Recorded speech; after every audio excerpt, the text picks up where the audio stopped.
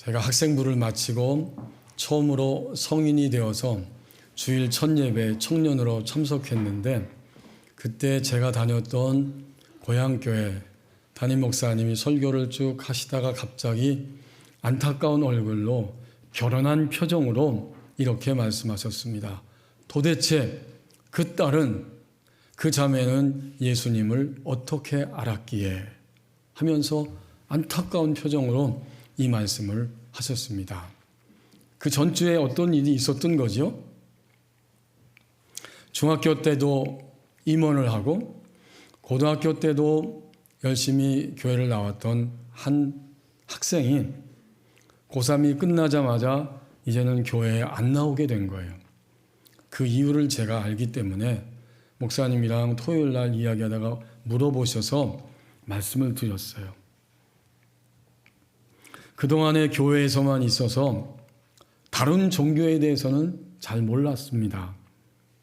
그래서 나는 이제 불교도 가보고 또 다른 천주교나 그 외에 모든 종교를 한번 다녀보고 무엇이 진짜 진리인지를 알고 싶습니다.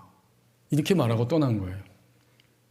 그러니까 그 말을 들었을 때 목사님은 충격을 받으신 것입니다. 우리에게 주신 오늘 본문 4절 상반절 말씀을 보십시오. 사랑의 대상이 바뀌는 일들이 일어납니다. 사람에게는 버림바가 되었다. 사람들에게 사랑받지 못하고 버림받은 한 사람을 소개하고 있는데 그분이 누구일까요? 바로 예수님입니다. 예수님은 하나님이시지만 우리와 같은 본성을 취하시고 사람의 모양으로 아담의 타락한 본성을 스스로 입고 이 땅에 찾아오셨죠. 어디에 오셨어요? 이스라엘이라고 하는 제한된 시간과 공간 안으로 들어오셨어요. 그리고 그것은 곧 온 인류를 위해서 찾아오신 사건입니다. 그럼에도 불구하고 이스라엘 사람들은 자신들을 사랑해 주고 또 자신들이 사랑해야 할 유일한 대상이 되는 메시아를 그토록 기다렸음에도 불구하고 막상 자기 땅에 찾아오시니까 오늘 4절 상반절 말씀처럼 그분을 제대로 알아보지 못하고 버려버렸습니다. 거절한 거죠. 여기 버림바가 되었다. 사람에게는 유대인들이죠. 버림받았다는 말은 허가받지 않은, 허락되지 않은 이런 뜻이 담겨 있습니다. 다시 말하면 사람들에게는 버림바가 되었다 할 때 그러므로 이 버림받았다는 말의 의미는 허락받지 못한 상태, 바로 그런 뜻입니다. 여전히 성지순례를 지금도 수많은 사람들이 가고 있는데 막상 그 땅에는 자신들을 사랑해 줄 사람을 여전히 기다리고 있고 또 자신들이 사랑해야 할 유일한 사랑의 대상이 되시는 한 분을 갈망하면서 인생을 살아가고 있는 사람들이 그 땅에 많이 있습니다. 바로 유대인들이죠. 베드로가 이 서신을 쓸 때 베드로의 첫 번째 서신을 받는 베드로 교회 공동체는 로마 정부에 의해서 그리고 로마가 통치하는 영향력 아래에 있는 흩어져 있는 모든 도시와 국가들 거기에 살면서 단지 로마 정부와 흩어져 있는 그 지역과 국가들이 섬기는 신도 인정하고 그들도 우리 지역의 주인이라고 인정해라 했지만 이들은 단호하게 우리에게 있어서 예수님만이 유일한 왕이시고 예수님만이 우리가 사랑하고 경배해야 될 대상입니다. 이렇게 고백하며 살아갔기 때문에 로마 정부에 의해서 그들의 영향력 아래에 있는 그 모든 지역과 국가들에 의해서 고난을 받고 있고 앞으로도 고난이 예상되는 이러한 시간들 속에 살아가고 있었습니다. 그들을 향해서 이 베드로전서 첫 번째 편지가 쓰여졌던 것입니다. 그러므로 우리는 이 4절 상반절 말씀을 통해서 질문을 받습니다. 베드로 서신을 전서를 받는 그 교회 공동체는 그들에게 있어서 예수님은 버림바가 되지 않은 상태이고 또 허가받지 않은 상태가 결코 아니라는 사실입니다. 그들은 예수님을 유일한 사랑의 대상으로 받아들이고 허락하고 그 사랑 안에서 살았던 것입니다. 그러므로 우리에게 오늘 질문합니다. 당신들은, 나는, 우리는 종종 나의 어떠한 일과 여러 가지 사건들 때문에 사랑의 대상을 바꾸고 있지는 않습니까? 너무나 종종 자주 우리는 유일한 사랑의 대상이신 예수님을 바꾸며 살고 있지는 않습니까? 이 질문을 우리에게 던지고 있습니다. 최근에 우리나라에 안타까운 고통, 그 사건, 참사가 일어났지요. 용산 이태원에서. 지금도 그 여파가 진행 중에 있지만 그보다 훨씬 앞서서 1995년에 강남 서초구에 있는 삼풍백화점이 무너진 적이 있었습니다. 수많은 쇼핑객으로 붐비고 있었던 그 고급 강남의 대형 백화점이 모래성이 허물어지는 것처럼 단 20초 만에 붕괴되었을 때 어떤 일이 벌어졌는지 우리는 오래됐지만 알고 있습니다. 그 충격으로 밑에 사람이 깔리고 1,400명 이상의 인명피해가 발생했습니다. 구조대가 출동했지만 구조작업이 쉽지 않았어요. 건물 붕괴가 17일째 되었을 때 더 이상 생존자가 있을까? 이렇게 의심할 수밖에 없는데 그 시간 정확히 사고 이후로 377시간 만에 극적으로 19살 된 그런 한 여성, 박승현 씨라고 하는 한 여성이 구조되었습니다. 그 충격의 현장에서 어떻게 살아날 수 있었을까? 17일 동안 빗물로 목을 축이면서 연명하다가 기적적으로 구조가 되었어요. 기자가 가서 질문했더니 어떻게 그 시간들을 견뎠느냐 물어보았더니 그는 굶주림과 죽음이 찾아오는 공포 속에서 그래도 잠들었다가 깨기를 반복하면서 나는 반드시 살 수 있고 구조될 것이다. 이 희망을 버리지 않았다는 거예요. 그 근원이 무엇이었는가? 버틸 수 있는 힘이 무엇이었는가? 물어보았습니다. 그것은 바로 어릴 적부터 가족과 함께 했던 여행, 또 가족과 함께 했던 행복한 시간들을 그 밑에 깔려 있으면서 하나씩 끄집어내면서 마침내 그 힘으로 견딜 수 있었다고 대답합니다. 어릴 적 부모의 손에 이끌리면서 여행 다니고 함께했던 즐거운 여행들, 함께했던 모든 행복한 시간들은 살아가면서 슬픔을 이기게 하는 근원으로 작용한다고 이야기합니다. 심리학자들이 이렇게 표현합니다. 이것이 자기 사랑, 자기 애를 형성하는 근원의 한 가지이다. 여러분, 사랑의 힘이 이만큼 놀랍고 엄청납니다. 그럼에도 불구하고 이 땅에는 종종 사랑의 대상을 바꾸는 일들이 일어나고 있고, 그리고 그리스도인 된 우리들도 종종 사랑의 대상이 바뀌는 일들을 하고 살아갑니다. 이제 이러한 그리스도인들을 향해서 4절 하반절에 어떻게 말씀하고 있습니까? 사랑의 대상이 바뀌는 일들이 일어나는 이 현실 속에서 어떻게 해야 하는가? 4절 하반절 말씀에 보면 끊어진 관계성 안으로 들어오라고 불러주십니다. 하나님께는 택하심을 입은 보배로운 산돌이신 예수께 나아가. 예수님께 나오라고, 끊어진 관계성 안으로 다시 들어오라고 불러주시는 거예요.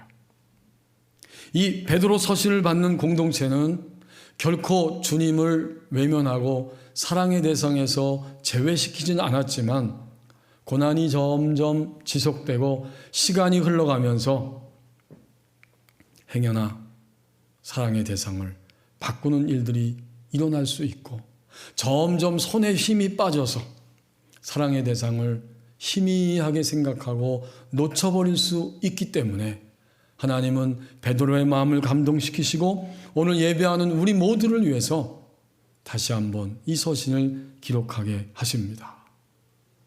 어떤 일이 있어도 인생을 살다가 어떠한 환경을 만난다고 할지라도 예수님과의 관계성이 끊어진 채로 머물러 있지 말고 다시 끊어진 관계성 안으로 들어오라고 불러주십니다.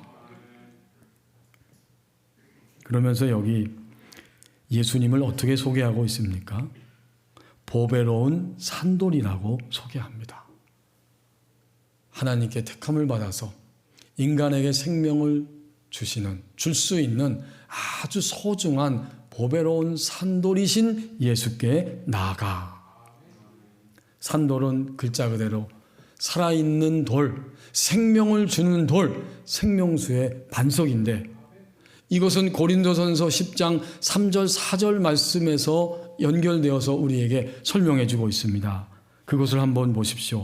고린도전서 10장 3절 4절에서 이렇게 말합니다.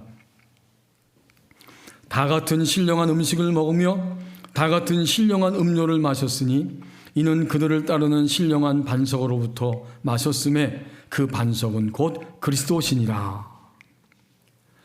지금 구약시대에 모세와 함께 광야를 지나가는 시대를 이야기하면서 그리스도가 이미 거기에 계셨고 그분이 공급해 주셨기 때문에 메마른 광야를 지나갈 수 있었다고 말씀하고 있는 겁니다. 그들이 하늘에서 만나를 먹었고 또 반석에서 물이 튀어나왔는데 이것은 자연적으로 주어진 것이 아니고 하나님께서 주신 것인데 특별히 그 반석 자체는 바로 예수 그리스도셨다. 이것을 표현하면서 신령한 음식 먹었다, 신령한 음료를 마셨다. 사람에게로부터 올 수 없는 것인데 신령한 음료, 신령한 음식을 먹었고 그리고 놀랍도록 4절에서는 그들을 광야 생활 내내 곁에서 함께 여행하시는 이런 뜻이죠. 그들을 따르는 신령한 반석으로부터 너희는 마신 것인데 그 반석은 곧 그리스도 주님이시다. 다시 이 4절 하반절 말씀 본문에 와서 보십시오. 그 모든 말씀과 함께 예수님을 표현하면서 신령한 반석 곧 산돌이신 예수께 나아가. 이때 이 신령한 반석 산돌은 살아있는 돌이고 사람들에게 생명을 주는 돌이고 결국 우리 인생의 생명수의 반석이신 예수님을 의미합니다. 이 예수님께 나아가라는 거예요. 베드로 사도가 여기 나아가라고 하는 단어를 4절 끝부분에 예수께 나아가라고 썼는데 이것은 현재 계속 진행형입니다. 그러니까 여러분들은 끊임없이 계속해서 산돌이신 생명수 반석이신 예수님께로 나오는 사람들입니다. 나가야 합니다.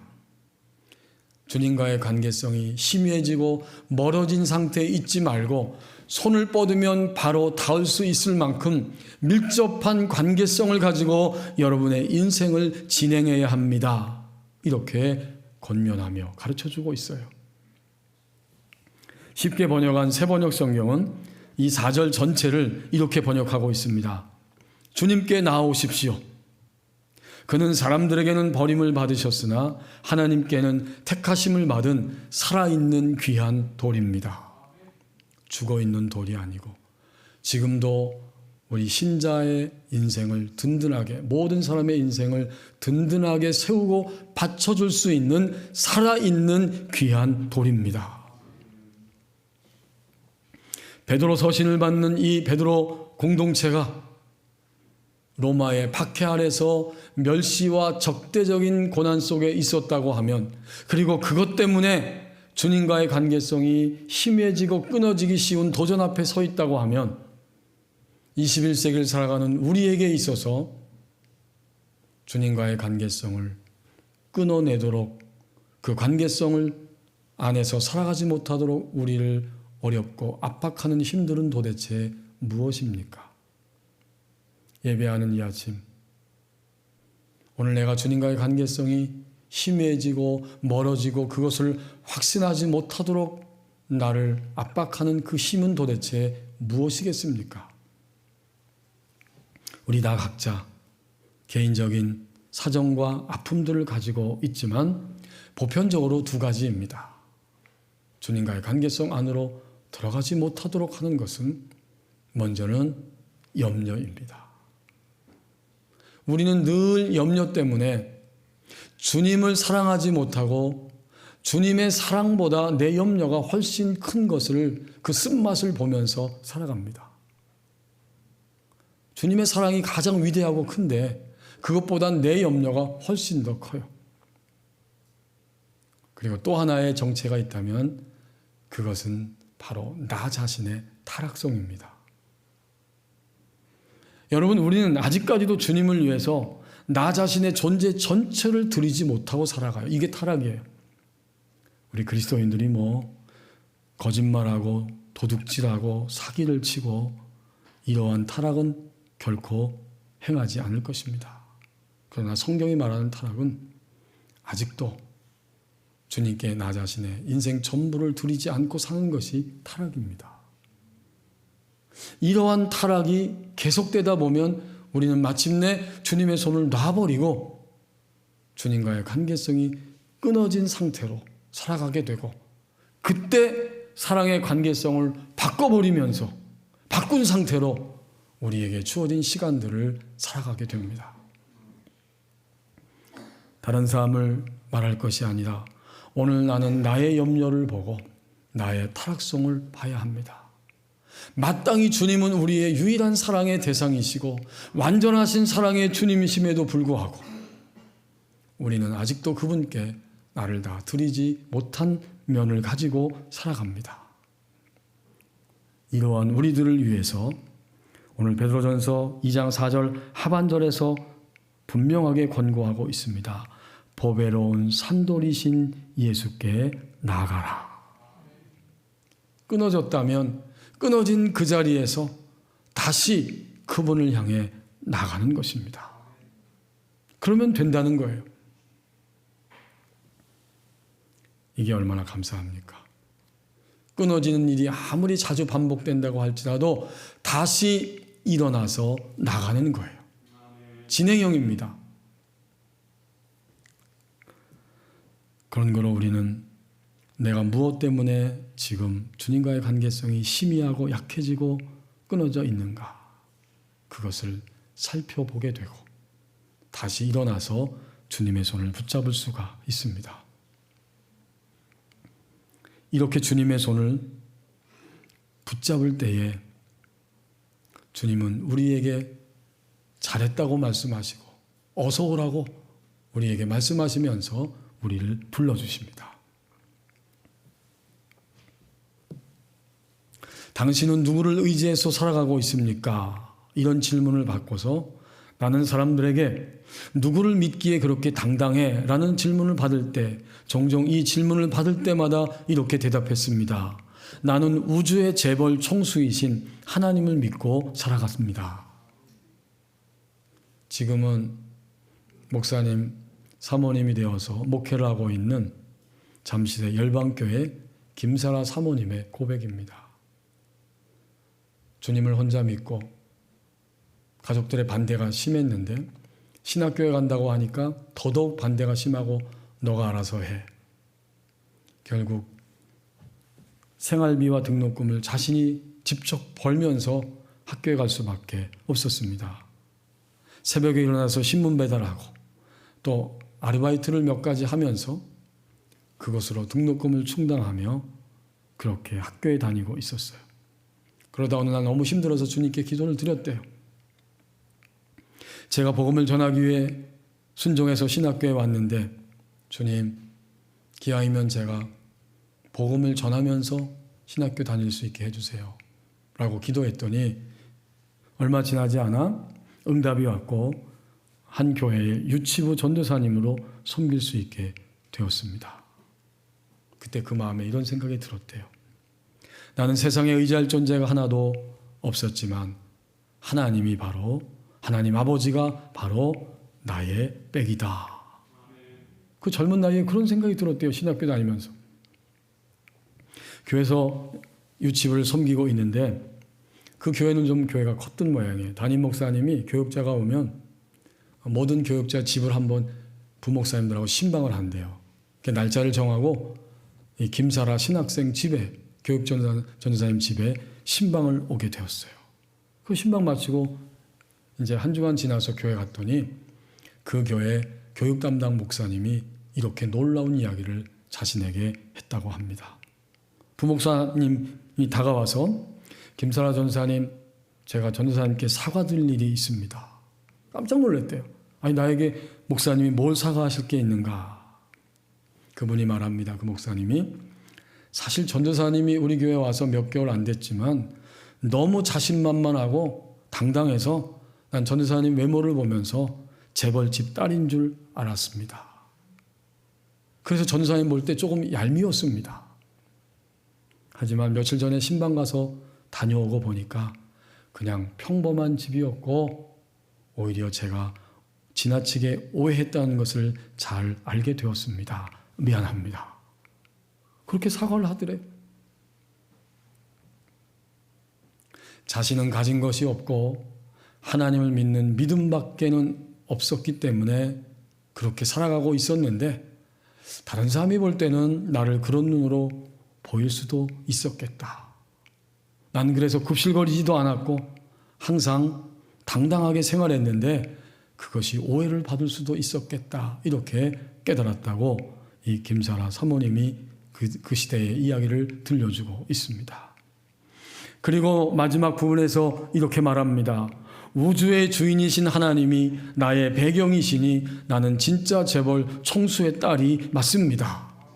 당신도 마찬가지입니다. 그러므로 하나님의 딸답게 지금보다 더 당당하게 가슴을 펴고 행복하게 생활해야 합니다. 이 모든 말들을 여러분 한마디로 종합하면 어떤 뜻이 담겨 있는 고백이겠습니까? 그 사모님은 지금까지도 예수님과의 관계성이 끊어지지 않았다는 이야기입니다. 그 당당함은 예수님과의 관계성 안에서 나오는 담대함과 당당함입니다. 오늘 베드로전서 2장 4절 하반절에서 이 시간 우리에게 기록된 말씀을 통해서 다시 알려주고 있습니다. 지금 너희의 현재가 어떠하든지 보배로운 산돌이신 예수님께 나아가라. 관계성 안으로 들어오면 주님은 우리를 새롭게 초대해 주시고 우리는 예수님이 초대해 주시는 그 초대장을 받은 사람이고 초대받은 사람이기 때문에 당당하게 담대하게 우리의 인생을 살아갈 수 있게 됩니다. 여러분이 가을에 늦가을에 겨울에 음악회 티켓 어떤 연주의 티켓이 있다면 그것을 가슴에 품고 자신 있게 들어갈 수 있을 것입니다. 주님과의 끊어진 관계성 안으로 들어오라고 불러주실 때 주님은 현재적 하나님 나라에 살 수 있는 초대장을 우리에게 주시는 것입니다. 그렇다면 이제 이 초대장을 들고 끊어진 관계성 안으로 들어가서 주님과 함께 다시 시작하게 될 때 우리는 어떤 삶을 향해 갈 수 있는 것인가? 어떤 사람으로 우리에게 주어진 생애를 갈 수 있는 것인가? 5절 말씀입니다. 신령한 집으로 세워짐으로 하나님을 향한 사랑의 충만함이 나타납니다. 5절에 보면 너희도 예수님께 나간 것으로 만족할 것이 아니라 이제부터는 나아가면 산돌같이 살아있는 돌처럼 예수님처럼 신령한 집으로 세워지고 예수님에 의해서 하나님이 기쁘게 받으실 신령한 제사를 드릴 거룩한 제사장이 될지니라. 여기서 그리스도인들이 살아가면서 그들의 삶은 어떤 삶이냐면 신령한 집으로 세워지는 삶이다. 그리고 신령한 집으로 세워지는 사람은 신령한 제사를 드리면서 살아가게 된다. 이렇게 표현하고 있어요. 신령한 집은 곧 이제는 하나님이 거하시는 성전으로 살아간다는 이야기고, 신령한 제사는 구약시대에 제물을 바치는 것이 아니라 나 자신의 삶을 통해서 하나님을 기쁘시게 하는 그 놀라운 충만한 사랑의 모습이 나타나게 되는 것입니다. 이것을 가르쳐서 신령한 집이 세워진다, 신령한 제사를 드리는 제사장이다 라고 표현해 주고 있어요. 박수함 교수님은 이 부분을 이렇게 표현하고 있습니다. 신약학을 가리키는 박수함 교수님이 이렇게 주석하고 있어요. 그리스도인은 몸으로는 하나님의 성령이 거하는 성전이요, 생활로는 자신의 삶으로서 하나님께 제사를 바치는 신령한 제사장이다. 아주 적절한 표현이에요. 여기 5절에 반복되는 신령한이란 단어가 2번 반복되는데, 신령한 이 뜻은 영적인, 영에 속한 이런 뜻이죠. 신령하다고 하는 이 단어가 영적인, 영에 속한 그런 의미를 가지고 있어요. 뭐가 영적이고 영에 속한 것일까요?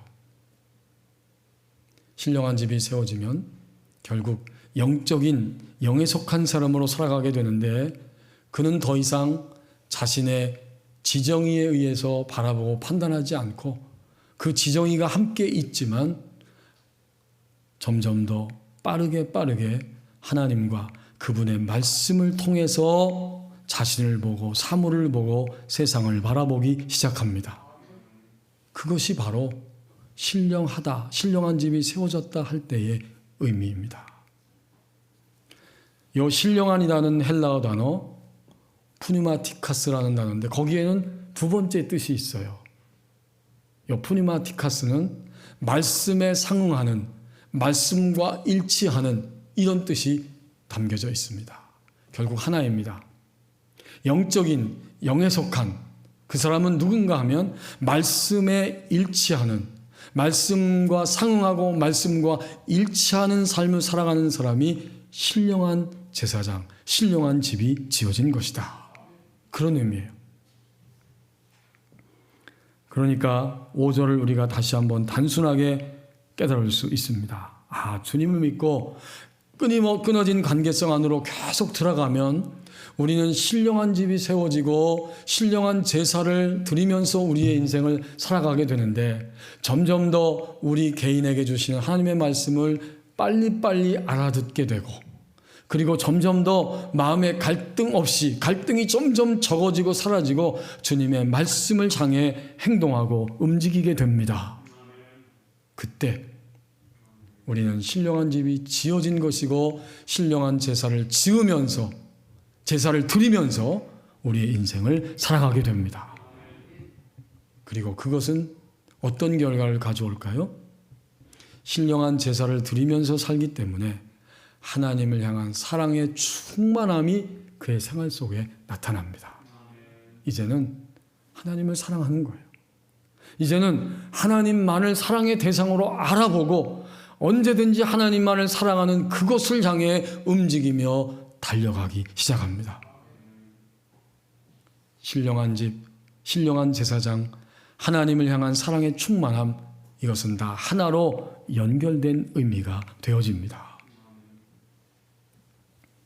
지금도 사람들과 상담하고 또 치유하면서 살아가고 있는 크리스천 정신과 전문의 유은정 의사가 있죠. 그가 어느 날 자신의 상태에 대해서 이렇게 고백하는 글을 우리에게 들려줍니다. 내 안에 사랑할 능력이 없다. 2019년 어느 적막한 새벽에 그는 결코 잠을 이룰 수 없었다고 합니다. 잠자리에 일어나서 통곡합니다. 그리고는 내게 사랑할 능력이 없구나. 이걸 깨닫고 하나님 앞에 통곡하며 회개하기 시작했습니다. 깊은 탄식이 튀어나옵니다. 그녀는 이렇게 고백합니다. 주님, 제 안에 사랑이 없습니다. 제가 그동안 사랑이라고 생각했던 모든 것이 잘못된 것이었음을 고백합니다. 주님이 알려주신 사랑이 아닌 제가 하고 싶은 대로 사랑했습니다. 이제 참사랑을 배우고 실천하기를 원합니다. 제게 사랑을 알려주시고 사랑할 능력을 부어주세요. 하나님의 본질은 사랑이십니다. 제가 하나님의 사랑을 알고 더욱 사랑하기를 간절히 소망합니다. 그런 통곡의 기도를 드렸다는 거예요. 그리고 이렇게 의문이 들어서 주님께 물음표를 던졌다고 합니다. 우리는 하나님을 향해 왜 나를 사랑하지 않느냐고 울부짖기 전에 하나님을 더 사랑하게 해달라고 기도해야 한다. 인간은 왜 하나님의 본질인 사랑을 깊이 묵상하지 못하고 실천하지 않으려고 합니까? 그랬더니 하나님이 이렇게 응답을 주셨다고 합니다. 괜찮다. 너는 육신의 부모에게 사랑을 제대로 받지 못했고 사회에서 잘못된 배움을 얻었고 사랑의 대상에게 상처를 받았잖니. 다 알고 있단다. 앞으로 내 사랑을 알려줄게. 사랑할 능력을 부어줄게. 내가 참사랑을 베풀 수 있도록 도와줄게. 그 새벽에 주님께로부터 통곡하며 기도했더니 주님이 그런 응답을 그녀에게 주셨다고 고백합니다. 이것이 바로 신령한 집으로 지어짐의 모습이 아니겠습니까? 자기 안에 있는 아픔과 고통, 그것뿐만 아니라 자기 안에 있는 갈망을 들고 실체를 발견하고 주님께 통곡하며 나아가고 주의 말씀대로 사랑할 수 없는 자신을 고백했고 내 방식대로 사랑하며 살았다는 사실을 깨닫고 고백하고 주님께 기도했더니 주님이 말씀을 통해서 주님이 적용되고 깨닫는 말씀을 통해서 그녀의 심령 안에 들려주셨습니다. 그러니까 신령한 이것은 영적인 영의 속함이면서 말씀에 상응하는 말씀과 일치하는 이런 의미를 담고 있어요. 우리가 정말 하나님이 거하시는 성전이 되면 그때부터 우리는 우리의 삶을 통해 신령한 제사를 드리면서 살아가게 되고 집이 세워졌기 때문에 안에 있는 것이 밖으로 나오기 때문에 마침내 유일한 사랑의 대상이신 하나님을 사랑하는 사랑의 충만함이 나타나게 됩니다. 한 주간 동안 현재 최근 힘드셨습니까? 이 시대가 힘들어요. 그래서 우리도 힘이 듭니다. 왜 이렇게 주님 믿고 난 이후에도 힘든 것일까? 저는 어젯밤에 곰곰이 설교를 준비하고 끝내고 집에 와서 생각해 봤어요. 사랑하지 못하기 때문에 힘든 것이고 사랑받지 못했기 때문에 사랑받으며 살지 못하기 때문에 힘든 것이다. 유일한 사랑의 대상이신 하나님이 이미 먼저 우리를 사랑하고 계시는데 이제 우리도 그분을 사랑하며 살아가야 하지 않겠습니까? 신자는 사랑하는 대상을 위하여 사는 존재입니다. 기도하겠습니다. 우리 함께 1분 동안만 기도하기를 원합니다. 사랑의 대상이 바뀐 일들이 있다면 고백하고 주님께 회개합니다.